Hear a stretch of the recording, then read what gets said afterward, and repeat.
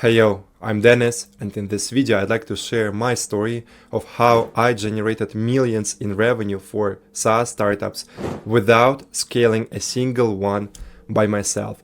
Spoiler alert, this title comes mainly from me working with some enterprise level startups, because at the start of my coaching career I've been collaborating with so many indie hackers who were at idea stage and doing couple thousand or usually even couple hundred MRR in revenue, and this title would never be here if I continued doing the same thing. Good news is one time I figured out that it makes sense for me to be applying my skill set for those B2B SaaS startups which are selling high ticket, because for them it just makes so much more sense to get meetings with customers and to close deals. And that's how I transitioned into a high ticket B2B SaaS world. And primarily this cool title comes from just a couple of deals. If we take a single case study with Realist.io, startup that is doing AI for property research, they have made a sale with investment fund in Dubai, which I brought for them through a LinkedIn campaign. And if we take just this one deal alone, this one was $52 million, simply because there was a huge property thing on the market and things came through. Then there were a couple other large deals in health tech and in fintech, and primarily they were enterprise level, so we're talking six-figure contract deals and so on.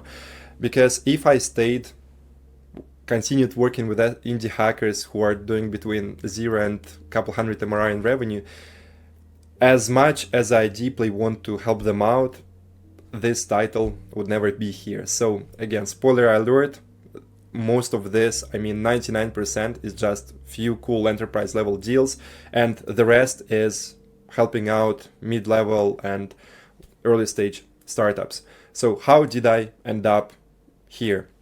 Initially, I was working at EY, a big four consulting company for those who don't know, and for those who are distant from a corporate world.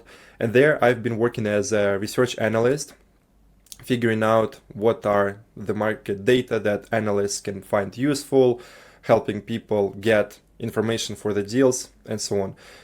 May sound very exciting. In reality, these were endless Excel sheets, Outlook, which I hate to this day as much as all the other Microsoft products, and endless PowerPoint slides. And for anyone who worked in consulting, I think you can totally relate to this one. I was looking at different people sitting there and realized that the path which this one leads to is simply me sitting at the same desk for another 10-20 years just to get a couple levels up in the corporate ladder. And when I figured this, I knew this was not for me at all. And that's how I decided to leave and start launching my own businesses. I got into e-commerce space because dropshipping was on its hype, and if you would go to YouTube at that times, of course you would always be watching this endless dropshipping videos. And that's funny because some of the coaching programs I joined for different entrepreneurs, it's funny how for so many of us, one of our first ventures were all in dropshipping, just because when we were starting out it was such a fancy trend. So, but it wasn't first the dropshipping. I thought, okay, what is the type of e-commerce business I want to do? And I was into jewelry, and that's how I launched a jewelry business. This was quite a headache because I co-founded it with a designer and a jewelry maker, and the story was that we launched our first collection and made a bunch of really cool pieces, and to this day I find our Instagram and I do believe and show it to people that the collection actually was very cool, and partly I regret that this didn't go as far as I wanted to. So one day, jewelry maker, in other words, my co-founder, received a sweet offer to join the other company to be making jewelry there, because of course, as a startup, I at that time was very greedy about equity and finances were not as good. So things fell apart. I couldn't figure out how to market it and how to get customers on very tight budgets, because at the time consulting job didn't pay me that much that I could just go ahead and pay tens of thousands in ads straight away. And that's how the jewelry business didn't last long. After that, I thought, okay, I need to launch something else because entrepreneurial spirit is inside me. I'm ready for another challenge.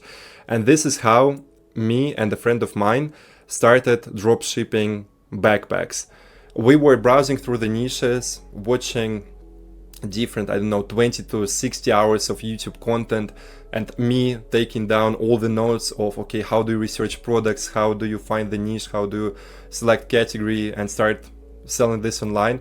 And as we were doing it from Russia, he was based in Russia, I was based in UK, and we were trying to dropship to US simply because all the guys on YouTube who are talking about dropshipping were dropshipping to States, and of course we thought, okay, that's the only place we should do this to.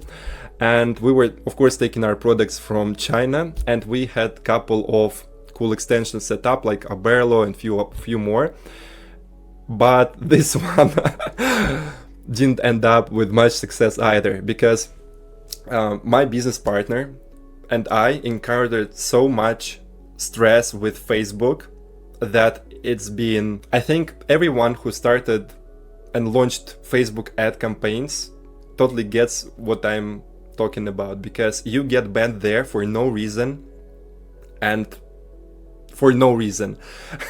For example, you can be preparing your creatives and launching your campaign for, a week, couple weeks, a month, then you launch it, prepare all the budget, all the calculations, and so ready to get the cash flow.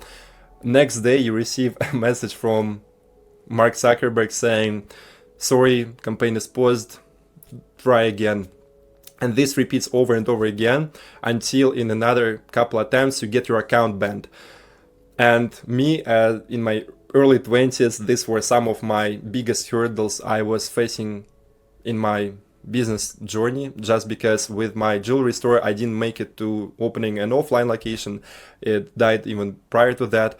However, with Facebook ads and dropshipping, our intentions were way harder, because I partnered up with one guy who was previous colleague of mine, and he was very bright. I had some marketing degrees from different universities, and that's why we really believed in our success. And this is why co-founder synergy is so crucial, because there are so many moments when you need to be pushing each other through these hurdles. And if neither of you on the team not desperately, but rather 100% believes that you can make it and you're both in this until the end, then it usually doesn't go that far. And I'll explain you in a second. So it is very important to be working on a business which you resonate with, and even more solve a problem which you deeply resonate with. Because me and Fyodor, we didn't really care about backpacks. Well, we did as long as it would be getting us some cash flow. Finally, to this day, I cannot find a decent backpack if I shop around, and every single time I try to get myself a cool techwear type of style of backpack, I keep coming back to this idea, thinking, man, we should have kept going. So, long story short, we launched these Facebook campaigns, nothing works. We get accounts, the first account banned, we start another account, we get another permanent ban. We then hear advice, oh guys, just try to support, they will help you out. Of course we do. Nothing works. So next we do go for another attempt and another attempt, and it's not like it's a 5-minute process for us to chat support multiple times, to recreate a account from scratch, to redesign creatives, recreate the whole campaign. For those who understand, yeah, it's like a time-consuming process, sometimes taking days, if not weeks. And every single time we would launch the freaking ads, they would sometimes be rolling for a few days, And then either we get account banned or we burn the budget. Luckily at that time it was in hundreds of dollars, which for that time for me was nearly like all I had saved up for this one venture. And we get an account banned again. And this time, I mean, it's not that we told to each other, okay, it's over, let's end here. But rather, with every single attempt, it was becoming harder and harder for us to keep pushing. And eventually we were just, yeah, let's do next week or something. And it didn't go that far. And interestingly there, it was first dropshipping backpacks that we were trying. Then it was skincare. And yeah, the campaign, which was the last thing, was when we were running skincare ads. And the product we had was, I remember to this day, anti-black dot remover. So we were running it during some Black Friday, and I think it was also the time of US election, and we were running ads in states. So now I'm understanding that we were running it in the highest cost per click time, and this is both because it's Black Friday and because it's US election, with these two major events. And us business gurus approaching this with few $100s in ad spend and questioning, okay, why are not we getting sales? Even though we spent weeks trying to create the websites, we didn't get conversions for backpacks. And this is very sad because some of them were so cool. I still want to purchase them for myself. Maybe I should. Anti-black dot remover, skincare product. I launch a campaign and I get a permanent ban on my account named Denis Shatalin for life. And this time they say, okay, this one cannot even be disputed, no nothing. And days later, I would realize, not even days, I think it months have passed before I realized that my title on my ad campaign said anti-black dot remover blah blah blah, starting with anti-black. And I hope that YouTube algorithm doesn't get me wrong, but because of this beginning in the title, I got permanent ban forever. And that's why to this day I'm not, well, if you want someone to coach you on how to get your Facebook ad account banned, I'm your guy for sure. So these were a couple of dropshipping ventures, which you understand how they ended up. But as every other entrepreneur, I was like, okay, this is not an end, let's launch something else. And that's how I co-founded another venture with two of my friends, which was called, translating it into English, it would be something like Dog's Paradise. And we were selling dog toys. We were selling them on a platform called Wildberries, which is alternative to Russian Amazon. And there is similar FBA model where you put the products in a warehouse and then basically the rest is taken care of for you, where your entire idea is to be putting right products into the line, get good reviews, and then the business keeps rolling. So we spent, again, weeks on research, figuring out what should be the store name, what should we be selling, and that's how we ended up with dog toys.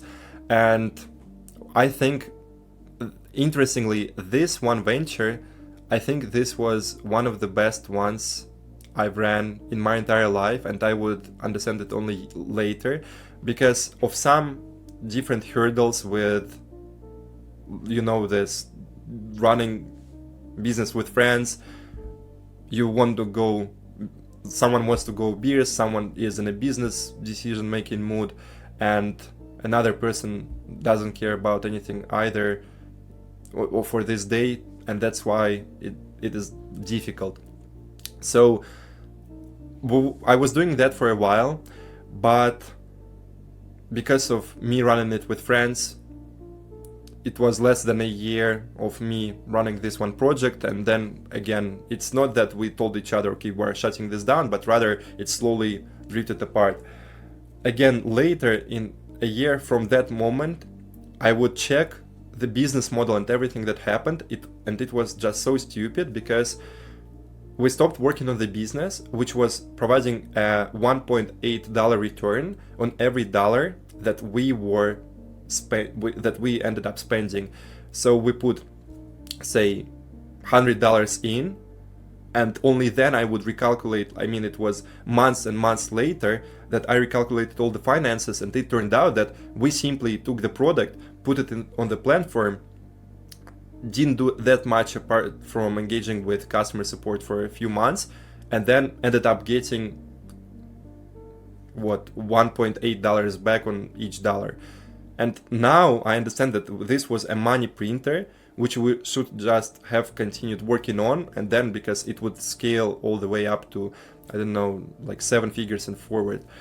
But business with friends, highly recommended. And yeah, basically because of different disagreements, didn't go that far. Now, as I understand, as far as it could have. So at this time, I also thought about, well, it's so cool to get into startups, because with my experience at working at EY and understanding of IT industry, I thought, well, it's a very good time to get into startups and into IT, because, okay, if I cannot code, at least I can do something from business development side. And that's what I done. I started researching different courses and figuring out, okay, what should I build? And that's how I stuck upon these different no-code tools. And I learned Bubble, Adala, Glide, Make, Integromat at the time, then Zapier, Airtable, and tens of others, because they were hypey back then. Of course, Zapier has become huge, and apart from Zapier and Bubble, there are actually hundreds of those. And as I've been getting into this one field, the hype of it, I think that I was like, you know, some of the projects which you find now and they got millions of users, I was funding them when they would be like MVP stage with just a couple hundred users, which was quite cool. I was also getting introduced to different circles where there were like Telegram groups for people building these tools, and founders were super engaging with all the users. Nice part. And I started buying different startup courses, reading all the books. Some of them you see behind me, all the typical Lean Startup Founders Manual, going through thousands pages of content and building different ideas at the time. And these were an app that allowed you to bet versus your friends on different stupid things. Imagine you bet that I will flip this bottle, the other person bets against it, and we made a functioning app, I think it was with Adala, that allowed you to place bets such way. Another one was a note-taking app for medical students that allowed them to prepare for exams.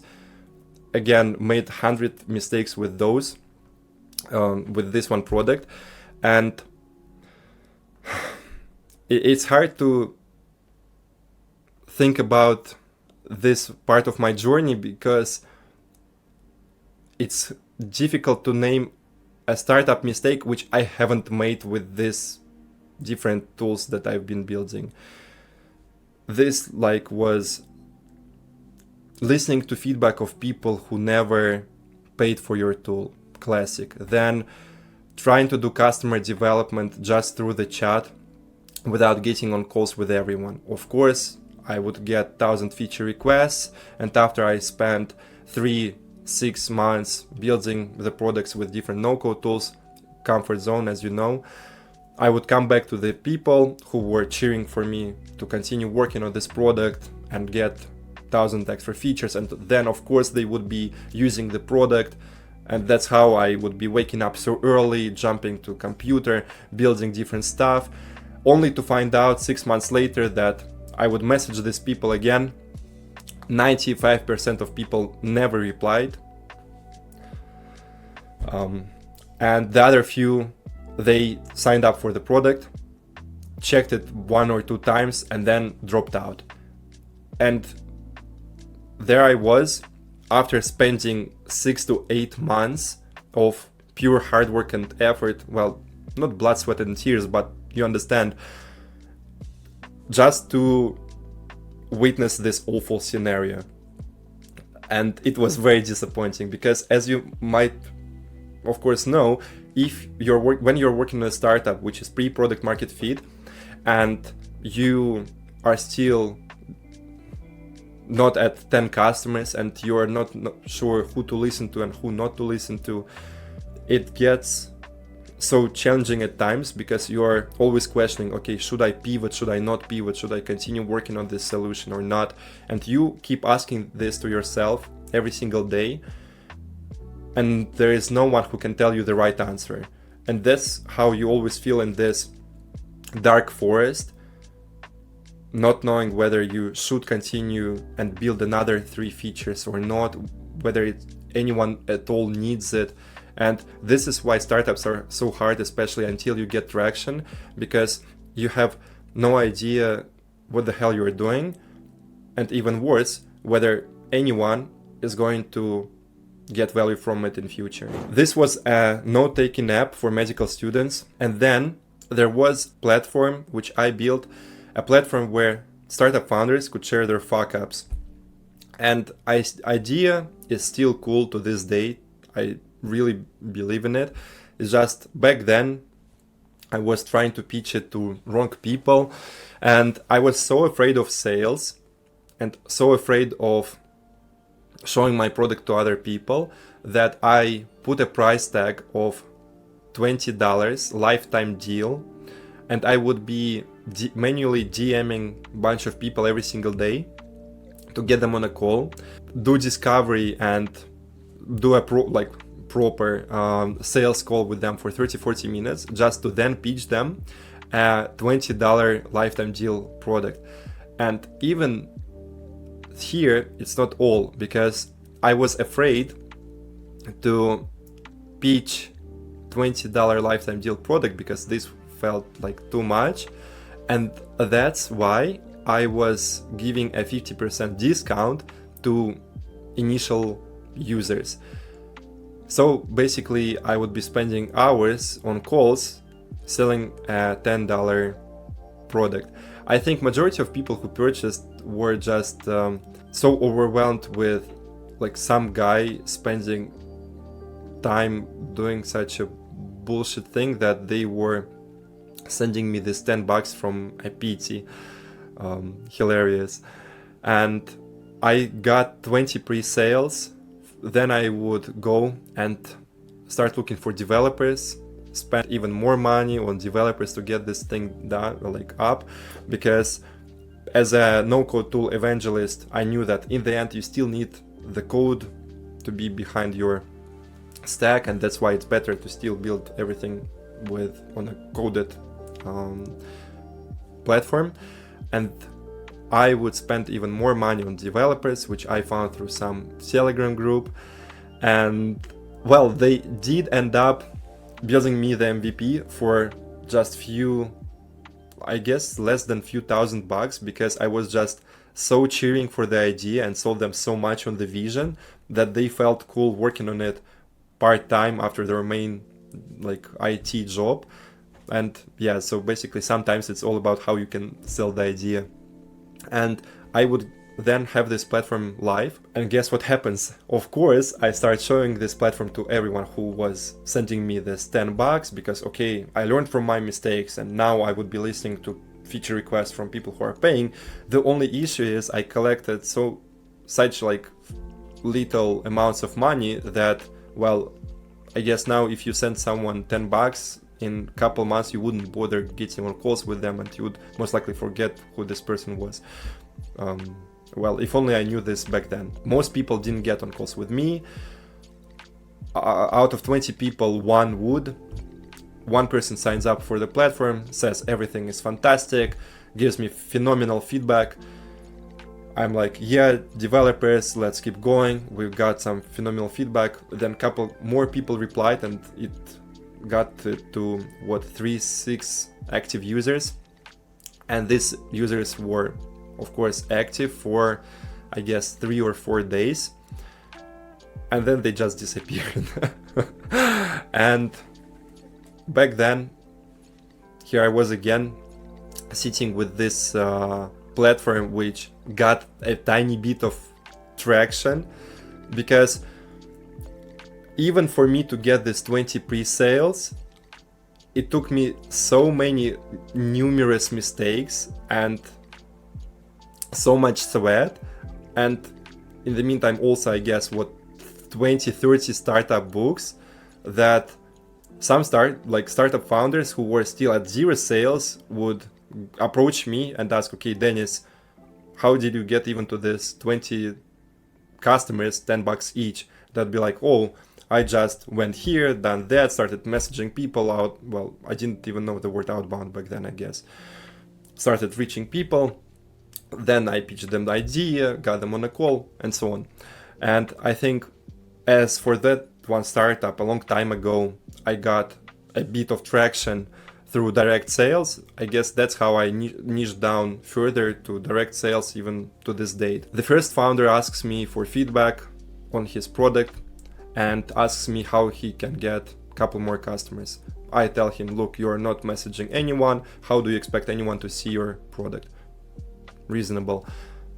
Next founder comes and says, Denis, I built a website, but no one clicks the sign up button. I'm like, okay, fix this, this and that.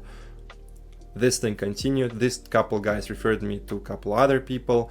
Of course, all indie hackers chilling at this products of, I don't know, 0 to couple thousand MRR. And those people who would be at 10K MRR back then, at least in the Twitter circle I've been in, would be seen as, I don't know, some voodoo magic or something. And this kept continuing, and people kept coming to me for like some advice on marketing and sales.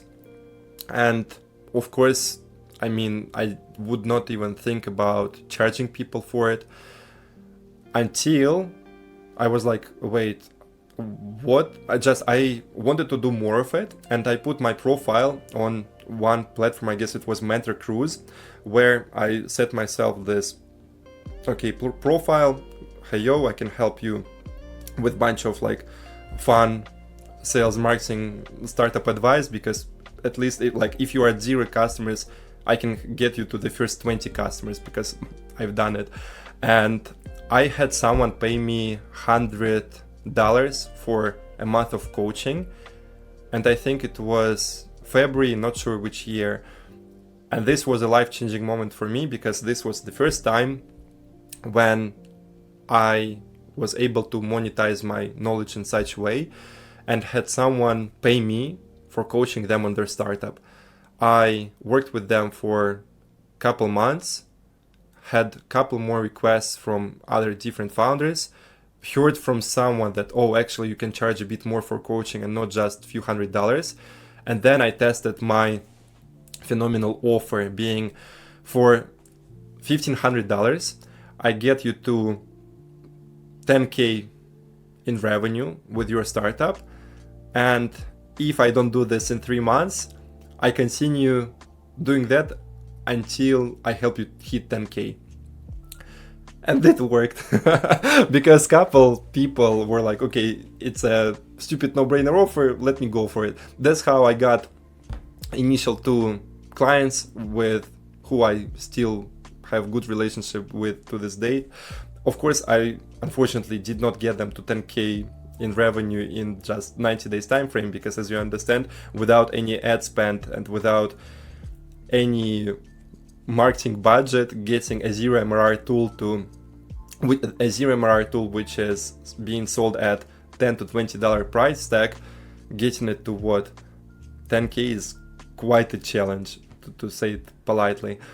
And however, what I understood from this experience is that I really enjoyed doing this. Some people I worked with started getting results, and I enjoyed this even more because they were in the same shoes as me, trying to get initial sales for their startup for years, paying different other people for advice who would always be giving this high level strategies, and no ground, no trench level advice. And I had the same issue because when I would be approaching different people with some marketing experience and asking them, okay, how do I do this? How can I get sales? In those books, you never find message templates of what exactly to write, who exactly to write to. There you just find like high level frameworks or inapplicable knowledge. Yes, sure, it gives you concepts of understanding marketing and how you should get your product in front of people, but it never gives you exact step-by-step stuff telling you, okay, you open this platform, you find lead list, you write a message, you send it to a couple hundred people, you compare conversions, you see which person it worked on, and then you keep continuing doing that. You never find it in any type of book. And that's why I started giving people more action-driven tactics, and they started enjoying that. Then the offer kept working and people kept coming to me because I was getting decent testimonials, and this is how the ball started rolling. Forgot to tell you that also with one of the tools that I built myself with no code, I joined different startup accelerators, and my experience there was so awful that I saw how wrong this is. Because not sure how it was for you, maybe you've been part of, I don't know, Y Combinator, but because even about YC I heard controversial stuff. Thing was that when I joined different startup accelerators with my product, this is how experience looked like. You join, no one cares about you. There are a couple hundred founders in the cohorts, and you join this onboarding call with 25 other people. Everyone says, oh, I'm a founder, I built this stupid thing, which is Uber for X. Go check it out. No one usually cares. Then what would happen, at least for me in my accelerator experience, is that you then get sent to a bunch of knowledge bases and documents about how to grow a startup, and your mentors are suggesting you go watch through this content and then you will skyrocket your startup. Well, if only it was so easy. You then try to get different connections with mentors, get in touch with different founders, but unless you are a super open person who is like very easy to build friends with, usually it's not that you join and instantly you're bombarded with 10 or 20 connections. A good chance is that you get 1 or 2 contacts out of a cohort of 40, 100 people, because there are no introductions between people, no one is matching you with anyone, and in a nutshell, just no one cares about your experience. This was so incorrect and so wrong, and it lasted for a few months, only then to be concluded with this pitch deck demo day, where there would be 20 to 30 founders competing for some grasp of attention from a VC, and then you would be preparing your pitch deck, and good lord, sometimes even paying thousands of dollars for design of your pitch deck. Thankfully I didn't. And then you stand there and you present your startup to the audience and you compete for places. At least that's how it was in one accelerator I've been part of. And then it's over. Is it really worth going through this application process, filling in pages and so on? Sometimes you even give away equity to take part in this. Sometimes you need to spend thousands of dollars to take part in it. I know a bunch of accelerators which charge you, I don't know, over 25k onboarding fee, and there are no guarantees, no nothing. And this is just super questionable for me. At this demo day, you are there in a cohort of so many other founders trying to compete for attention from the audience, but even if some investor pays attention to you, yes, you may end up getting a check there, but usually due to your stage, you raise money on such bad terms that it's often not even worth it. And I think this model is completely broken. So the two things happened. Founders started approaching me for advice on sales and marketing more and more, as I've been learning from experience with each single founder and each startup and running tons of campaigns with every startup. I was learning from my mistakes and testing new stuff. At the same time, I was heavily reinvesting all the money from each new coaching client into myself getting coaching so that I could learn more stuff and increase my success rate. And at the same time, I was also understanding that, wait, if the accelerator model in the way it is now is so broken that you give away equity for nothing before you even build trust with anyone, no one cares about your experience, you are just one out of 100 others, you try to fight for investor attention, no one cares about your revenue growth because their model is just to hype you up a bit, put you in different PR magazines, and then to hopefully get a sexy multiplier on your valuation. Well, something was not correct there, at least for me. And that's how I came up with this idea to form my own accelerator. And now it's a performance-based accelerator SaaS Camp, which you might know from a bunch of other videos I've been dropping to this channel. And yeah, this is pretty much how it started rolling and how I started building this compound effect a few years ago. Since then, I've done go-to-market strategies for over 100 startups. And as I've been gaining more experience, I was understanding, okay, interestingly, I should not try to go broader, but go more narrow. Because initially, when I started out, as you remember, I was trying to help everyone at once. And oh, you're a startup founder with no sales, how about I help you out? And then I saw that, oh, for those people who are growing apps on App Store, I cannot give as much useful advice apart from, okay, you make sexy pictures, you get good UI, and then you hope for algorithm to boost you further and further thanks to good reviews. And this is not the depth of advice I would be willing to give to people. So I understood, okay, what are different other segments I can niche down to? I saw that most of people I've been working with at the time were SaaS founders, and that's how this SaaS thing started.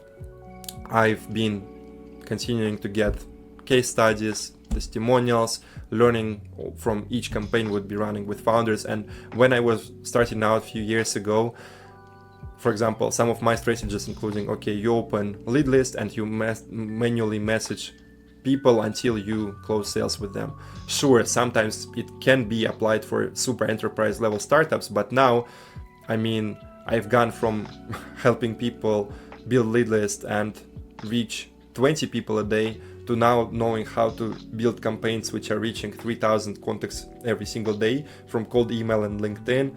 All this 28-step LinkedIn sequences combined with retargeting on multiple channels, hybrid customer acquisition systems, everything. And this is how this thing started rolling. So, and I kept niching down because I was understanding, okay, what are my core skills? This is helping people get more sales meetings, or in B2B SaaS terminology, this would be B2B SaaS product demos.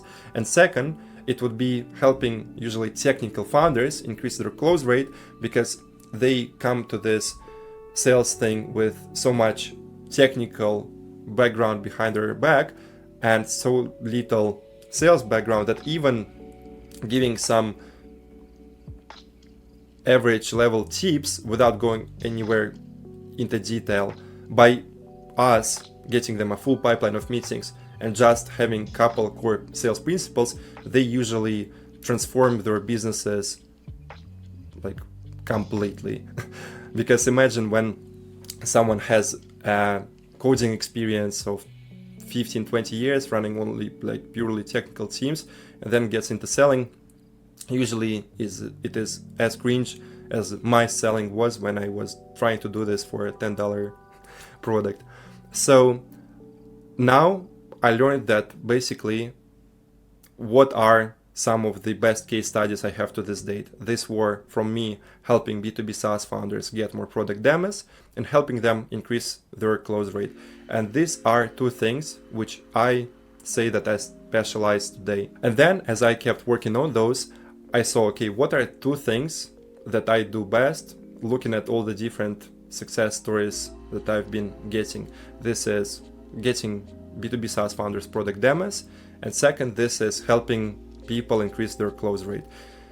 And this is what I say that I specialize to this date, because me getting from trying to be a person of everything from UI, UX, email marketing campaigns, I mean those you send to your users, then me trying to give advice. I mean, I've never been getting into code, but say everything outside of code, to the situation now where I don't claim that I know how to build unicorns or unicorn level startups overnight, but I know how to do two things well.